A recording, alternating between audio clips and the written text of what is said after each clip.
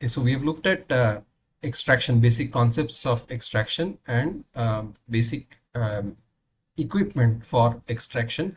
Now we are going to look at a couple of more parts in extraction. So the first part is now reactive extraction. So as the name suggests, you are going to have a reaction taking place along with extraction.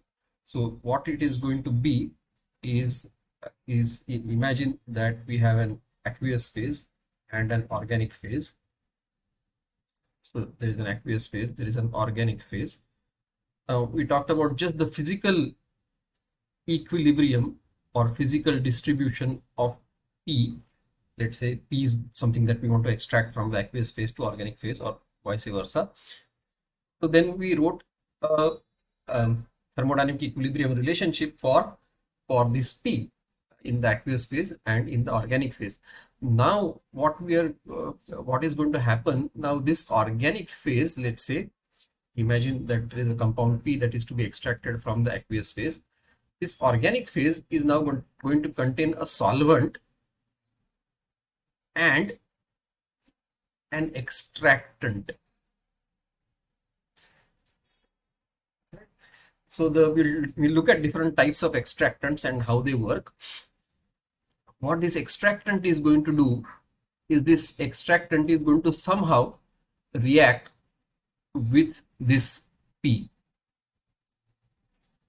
Now the reaction, we will talk about it, would be of different types, but what this is going to do is now this organic phase is going to contain a solvent. Now this solvent per se has very little distribution coefficient.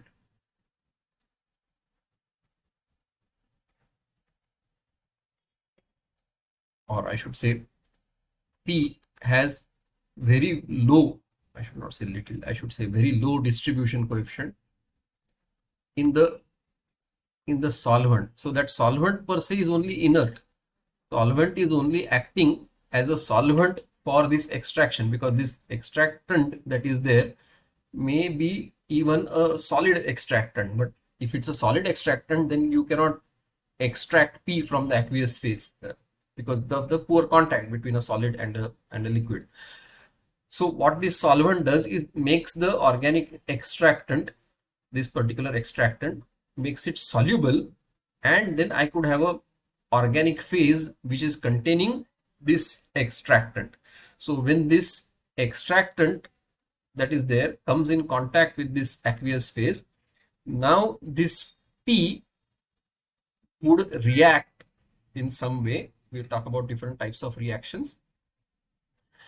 And once it reacts, then it gets extracted into the organic phase. So you will have a reaction between extractant and P. So P no longer exists as P, but it exists as some kind of reacted form of P along with this extractant. So therefore we are not going to write our usual thermodynamic equilibria. We will see how to write this reaction equilibria. Just to make sure that you are following what I'm saying, we have what we had seen: conventional extraction. We had an organic phase, we had an aqueous phase, we had P that used to partition between the organic phase and the aqueous phase. We did not put any consideration on what kind of organic phase or what happens to this P when it is in the organic phase. So we just wrote gamma for P in the aqueous phase, X for P in the aqueous phase must be equal to gamma of P in the organic phase and X of P in the organic phase. That's how we describe the equilibrium. And that's how we got an expression for partition coefficient or distribution coefficient. Now this organic phase, it is not going to exist as P, but it is going to exist as some kind of a reacted form of this P along with this extractant that is there. And the extractant, just to make it available for the reaction, the extractant is dissolved in some kind of a organic solvent. So the organic solvents could be, like we had seen last time, could be paraffinic solvents, So it could be heptane, it could be hexane, it could be octane, it could be decane, it could be dodecane, means dodecane means C12. It could be aromatic solvents like xylene, like toluene. It could be having, it could even be some kind of a polar aromatic solvent. So polar solvent could be like a butanol, or polar solvent could be like methyl ethyl ketone or a diethyl ketone or methyl isobutyl ketone. So different kinds of organic solvents would be there, but the role of the solvent is primarily to make this extractant soluble and make it as an organic phase, and thereby allowing the P to get reacted and extracted from the aqueous phase into the organic phase. Now, we are going to look at different kinds of extractants. This is what we are going to look at. We are going to look at different kinds of extractants. And second thing we are going to look at is how to describe the equilibrium of P in this aqueous phase and organic phase. So P is no longer in the organic phase. Remember, P is no longer existing as P, but it is existing as some reacted form of P along with this extractant. So we'll see how to describe this equilibrium of P, unlike what we have done here.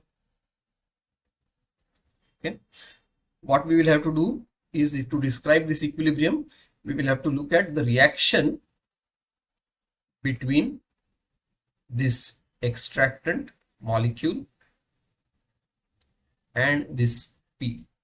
Okay, and then we'll talk about some applications and some problems just to make sure that we have been able to understand all these basic concepts. Okay, so that's the plan.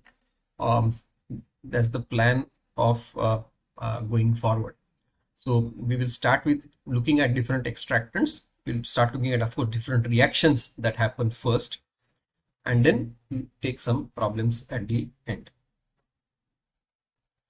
So the kind of reactions that are going to happen, if we want to talk about that, and that's how we can understand how different extractants are going to behave. So the reactions could be, one of the reaction could be that this P could be some kind of a metal ion. So the reactions would depend on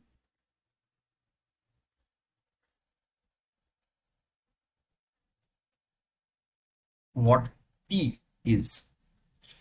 So if, let's say, P is some kind of a metal ion, so many times in the area of hydrometallurgy, what you have is, so hydrometallurgy is when you're trying to extract different elements from ores of say, for example, you have a copper ore or a zinc ore or a cobalt ore. What you try to do is to extract that copper or cobalt or nickel, whatever is there, from that ore into a purer form of this metal ion. So one of the first step is to dissolve this ore, solid ore, and make ions of whatever compound, whatever element you're looking at, let's say copper, cobalt, nickel, in the aqueous phase. So one of the ways could be you dissolve. Now, so first step could be you dissolve your ore in, let's say, H2SO4 or nitric acid or some other acid which will make the metals that are there in the soluble form. So in the aqueous phase, we will have the sulfuric acid, nitric acid, and we will have the dissolved form of the metal ion. So you could have a copper, you could have copper ions, you could have cobalt ions, you could have nickel ions, and so on, right? So one of the ways in which we can extract these ions now from the aqueous phase into the organic phase, one of them would be to use this extractant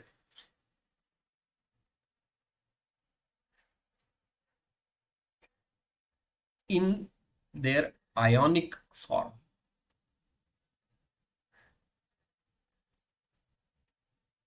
So once it is there in the ionic form, then I could have ion exchange reaction between this P.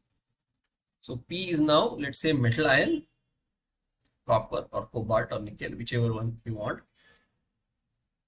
The extractant would be an ionic compound, and we will see examples, of course. And then this ionic compound will have ion exchange reaction with this extractant, and that's how the metal ions would go into the organic phase. So one of the ways in which we do is this reaction would be ionic reaction or ion exchange reaction. Okay.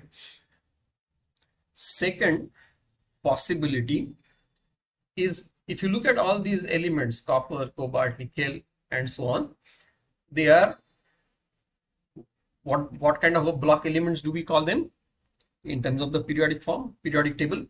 We have S block elements, we have P block elements, and these metals or transition metals, what do we call them? So we call them as D blocks, or they could be nuclear related materials, so then they would be having F blocks. But these metal ions have vacant orbitals, and these extractants that are there, these extractants would have lone pair donating capabilities.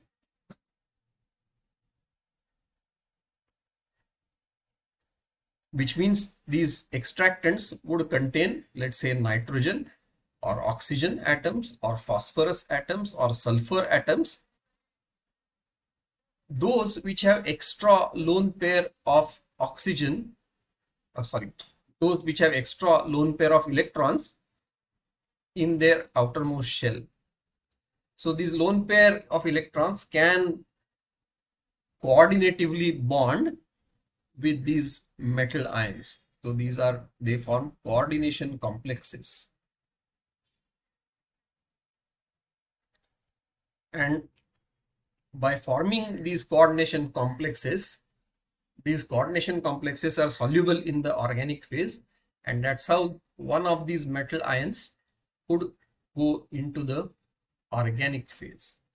And because they give, because of these two mechanisms, we call this as reactive extraction.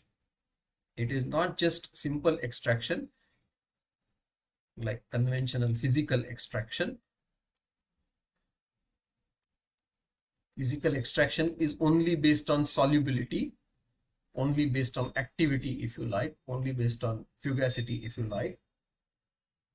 The reactive extraction would change that fugacity, change that activity by allowing some reaction to occur. So we call them as reactive extraction. And because there is some kind of a reaction happening, these kinds of extractants, they could be specific to a certain metal ion. So when these are forming coordination complexes, you can also consider these as specific ligands which form these coordination complexes. Are you aware of any such coordination complexes that are formed? Have you seen anything in your earlier courses, undergraduate courses, chemistry? Okay, so let's go forward. So these ligands are now, therefore they can be very, very specific to one of the metal ions. So for example, there could be a very specific ligand which will form a complex with, let's say, cobalt, but not with nickel, or very weakly with nickel and very weakly with copper. So even when we have a mixture of multiple metal ions, these ligands could be very selective to the metal ion that we are interested in. Okay, and therefore it would give a very high distribution coefficient or a very high partition coefficient for, let's say, cobalt, but a very weak or a very low distribution coefficient, very weak extraction of copper and nickel and so on. And that's how you can purify even a single metal ion or a single compound in general, by having very specific reactions with very specific ligands. So in one step you can purify all these mixture of ions that are there in the ore. You can very selectively pick up one metal ion that you want, depending on what kind of ligands are chosen. So what we'll do first of all is to look at these two types of reactions, and we'll look at different kinds of extractants or extraction ligands. I should say extraction ligands.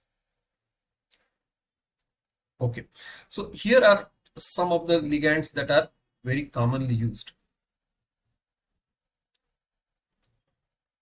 If you are aware a little bit about phosphorus and various acids, so phosphorus is a tri-basic or a three exchangeable protons, and depending on number of exchangeable protons, you call them as a different kinds of acid. So these three exchangeable protons, these are called as phosphoric. This is called as phosphoric acid.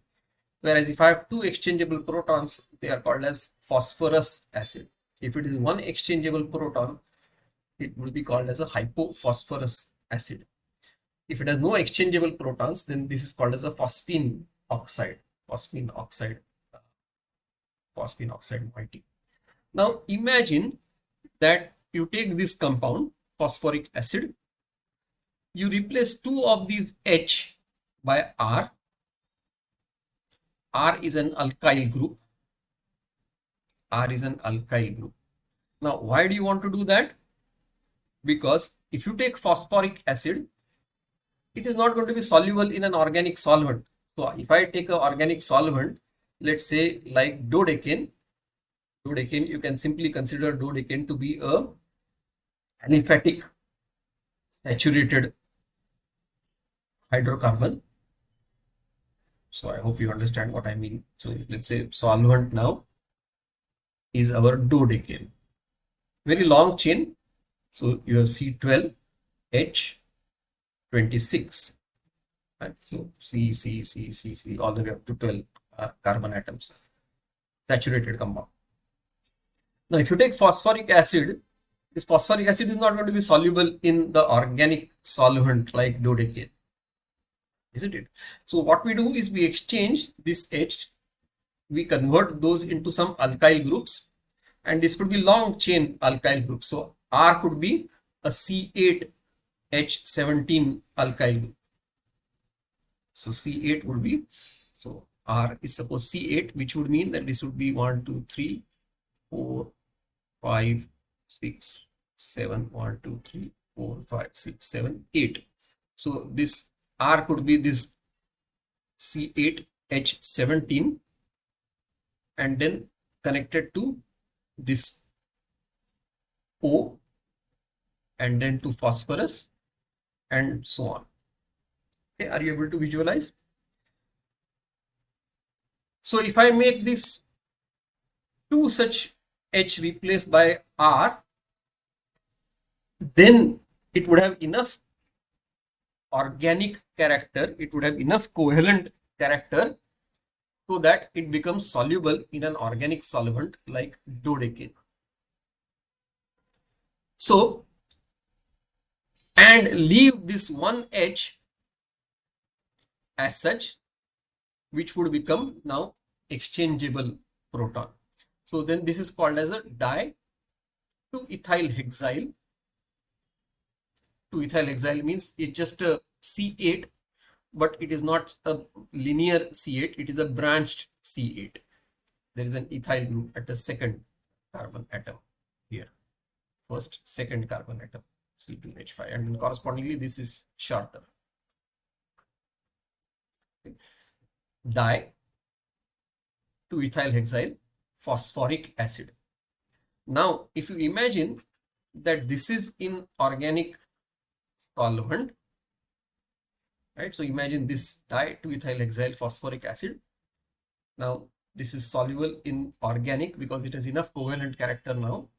So now this organic would contain the solvent dodecane, and the extractant would be this di 2-ethyl hexyl phosphoric acid. So I'm just going to write it like this: P double bond O, OR, OR, OH. Right? Are you able to visualize? Now imagine I have, let's say, cobalt 2 plus ions in the aqueous phase. This OH is dissociable. It can dissociate into O minus and H plus. Now this cobalt ion can get exchanged with this H plus ions. So cobalt 2 plus ions will go in the organic phase and H plus ions will come into the aqueous phase. Is this not like an ion exchange reaction? Are you able to visualize? We will of course write the reaction and we'll write the equilibrium and so on and so forth. So this di 2-ethyl hexyl phosphoric acid can give you ion exchange property of the organic phase.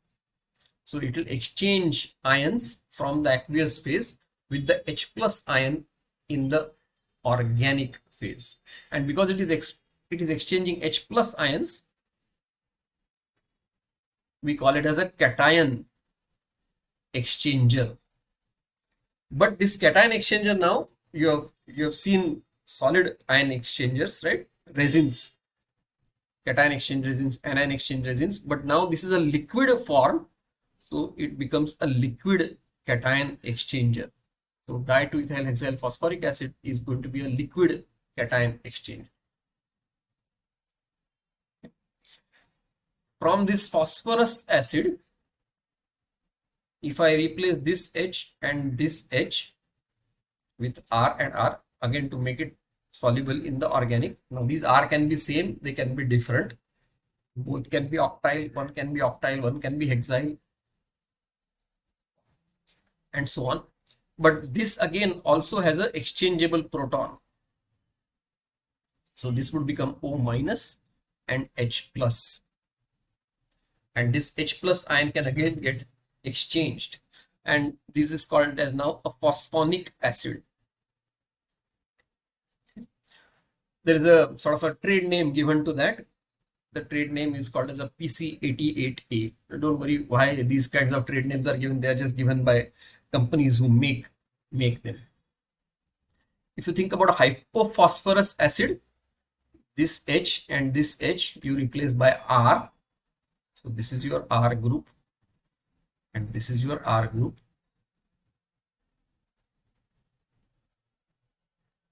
Okay. Now still this exchangeable proton is there. So this becomes O minus and H plus. This ion will dissociate whenever there is an exchange reaction happening. This bond will dissociate. Now I will have a minus form and the H plus ion is exchangeable. So again it will form a cation exchanger. This is called as phosphinic acid. Phosphinic acid. And one of the trade names given by one of the companies that makes these kinds of extraction ligands is called as Cynex 272. Don't worry about why this 272 comes from, just the name given by that company. If you replace all these OH by R groups, then it is no longer an acid, it is a phosphine oxide. So if these R are C8 groups, so this R is a C8H17, this R is C8H17, this R is C8H17, then it is called as trioctyl phosphine oxide. trioctyl phosphine oxide.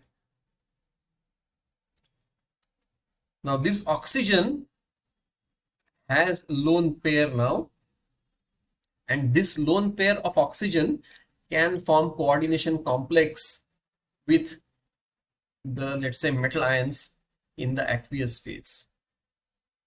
So you see there is a different kind of reaction occurring with the first three. These first three, there is an exchangeable proton, exchangeable proton, exchangeable proton. So these first three form ion exchange kind of reaction. So they are called as liquid cation exchangers, because they do cation exchange, but in the liquid form, not like a solid ion exchange resin. Whereas this trioctyl phosphine oxide is going to form a coordination complex because of this lone pair that are present on oxygen. And one of the very common coordination complex forming compound is called as a tributyl phosphate. So if you look at this phosphoric acid again, this H we are replacing by R, butyl group C4H9. If I replace one, then we call it as a monobutyl phosphate, dibutyl phosphate, if R is monobutyl phosphate, dibutyl phosphate, and this would become tributyl phosphate, TBP in short. So this TBP, tributyl phosphate, again has oxygen, lone pair on the oxygen, which can form coordination complexes with various metal ions. And this tributyl phosphate is a very well-known extractant in the nuclear processing industry. So wherever you have nuclear fuels, after the fission cycle is over, then what we get is a spent nuclear fuel, and this spent nuclear fuel contains variety of radioactive elements. So it contains uranium, it contains plutonium, it contains cesium, it contains all the other valuable radionuclides, and they can be separated using this tributyl phosphate. It's one of the workhorse in the nuclear extraction industry, tributyl phosphate. Okay. Now, we can make extraction ligands with other oxygen, other electron donating compounds as well, or other electron donating elements as well. So I'm just giving you examples. Just look at the example. Tell me what is it that is going to contribute to its extraction property, whether it's a complexing kind of a agent, ligand, or whether it is an ion exchange kind of ligand. Okay, now we can do this very quickly.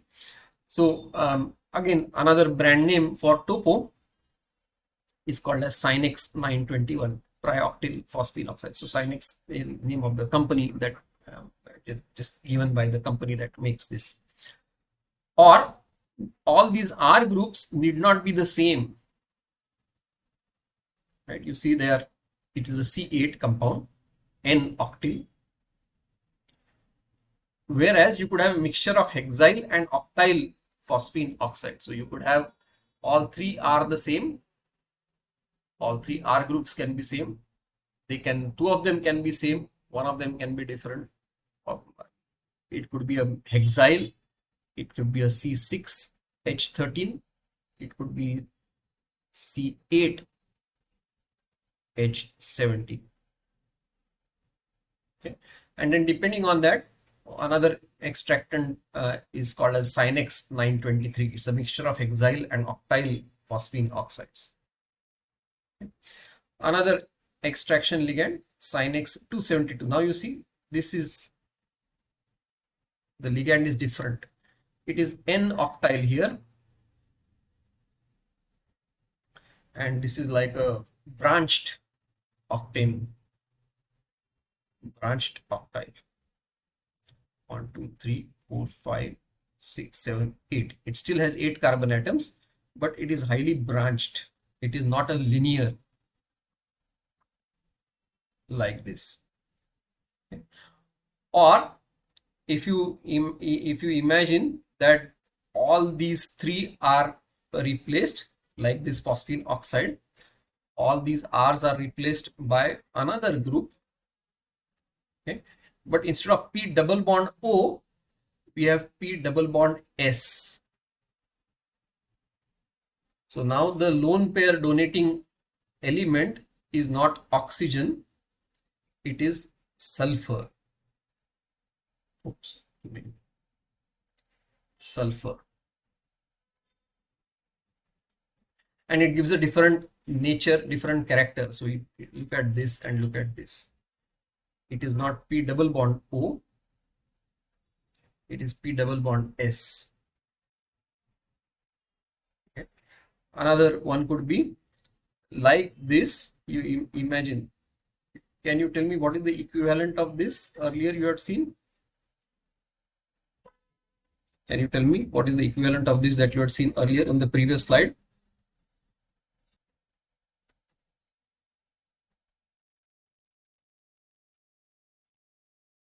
See, this is like Sinex 272. Phosphinic acid. Right? But now instead of the oxygen, it has a sulfur compound. Now you can make ligands using not just phosphine oxide kind of compounds. See, now earlier we had seen octyl groups, hexyl groups, we had seen alkyl groups, right? They were aliphatic alkyl groups.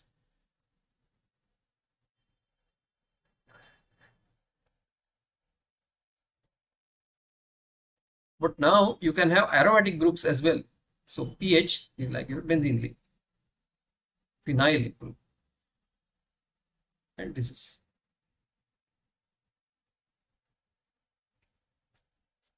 right. And if you look at this, this is your pyridine. So like benzene, but instead of C, there is an N here. So that's pyridine. So this kind of extractant is called as pyridine N oxide, phosphine oxide. So this is like a phosphine oxide. And this is pyridine N oxide. And now these lone pairs of oxygen can now participate in forming coordination complex, and then the orientation of these N and O will make it selective, and O and P will make it selective to some particular metal ions. Okay. Or you could have phosphine oxide and phosphine oxide on both sides, but this is like a one phosphine oxide, this is another phosphine oxide, but they are not free oxides, they are joined by this phenyl ring. Right. Now you can imagine that this gives you a particular orientation and particular gap between the lone pair. So particular orientation and particular gap between the O groups. Okay. Now that particular gap will only allow certain kinds of metal ions to be complexed effectively.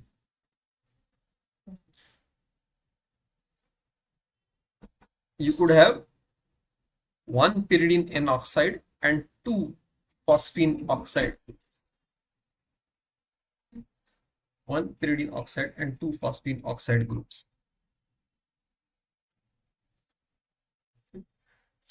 And then now you see these three oxygen atoms will form a particular electronic structure. The gap between them will allow only certain kinds of metal ions to be extracted from the aqueous phase. So the nature of the lone pair donating compound as well as their arrangement in 3D and the gap between them, that's what makes it very specific to various metal ions.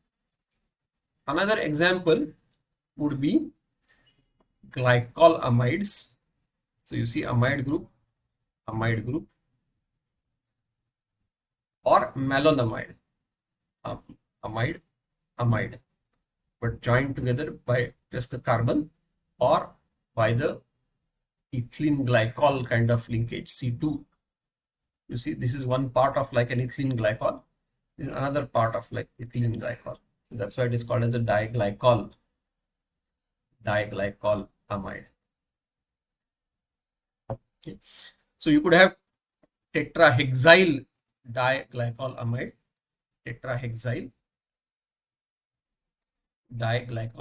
you could have tetraoctyl diglycol amide, tetraoctyl C8, you could have tetraethyl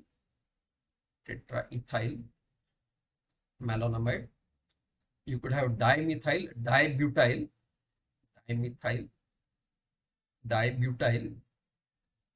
okay. And in this TD like dodecane C14 malonamide. Okay. So different people give different names, but let's not worry about these names. What it is going to do is to just the principle is that the lone pair will have a certain orientation, will have a certain 3D arrangement, which makes it very specific to a particular metal ion. Another example of this category are called as crown ethers. So you see this crown ether, this is called as a 12C4 crown ether. 12 because there are 12 atoms here, 1, 2, 3, 4, 5, 6, 7, 8, 9, 10, 11, 12. 12 atoms, therefore it's called as a 12 crown. C4 means there are 4 oxygen atoms. Now you see these are lone pair. Now metal ion can complex only if it has a particular ionic radius which is sufficient for it to interact with 4 oxygen atoms. If you see this, it is called as a 15C5. So it's a 15 membered ring. Let's say 1, 2, 3, 4, 5, 6, 7, 8, 9, 10, 11, 12, 13, 14, 15. It is a 15 membered ring and there are 5 oxygen atoms which can donate lone pair. Now the metal ion which has ionic radius sufficient to interact with these 5 oxygen atoms can form complexes. Other metal ions will not form complex easily. Or you could have 18C6, 18 elements, 18 members in the ring, 6 oxygen atoms. Or you could have a 24C8, 24 rings, 24 atoms in the ring, 8 oxygen atoms. Now you see how big this cavity is going to be as compared to how small this cavity is going to be. So now this cavity, the size of that cavity will decide which metal ion will form complex with this crown ethers, and the other elements which do not form will be left behind in the aqueous phase. That's how it can be very, very selective. The nature of what can form coordination complex